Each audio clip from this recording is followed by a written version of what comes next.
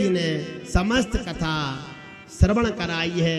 मार्कंडेय ऋषि ने जो ज्ञान माया देखी समस्त कथा सुनाई।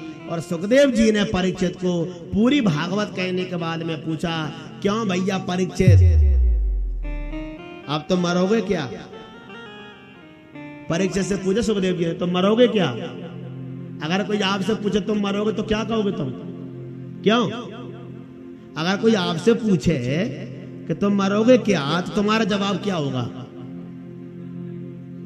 हाँ, परीक्षित ने जवाब दिया, प्रभु जब मेरा जन्म ही नहीं हुआ तो मैं मरूंगा ही क्यों?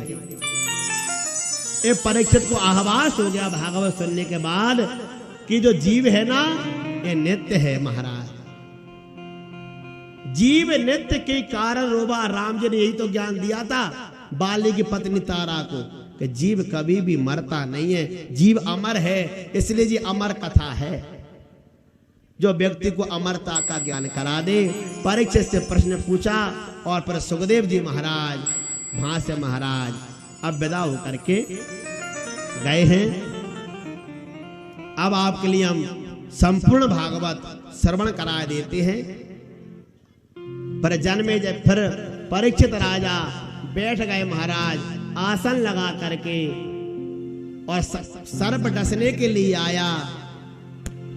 पहले तो सर्प को लौटा दिया, लेकिन पुनः तक्षक नाग आया। एक ब्राह्मण था महाराज जो विद्या जानता था। अब वो कथा तो बहुत लंबी है, रात के 8 बज जाएंगे कथा करते करते, वो तो बहुत लंबी कथा है। तो महाराज उस ब्राह्मण को तक्षक सर्प ने भेंट दे दी। वो ब्राह्मण लौट गया, तक्षक नाग आया, आकर के नासिका में डसा है महाराज परीक्षित महाराज को, क्योंकि नाक ही कच्ची रह गई थी।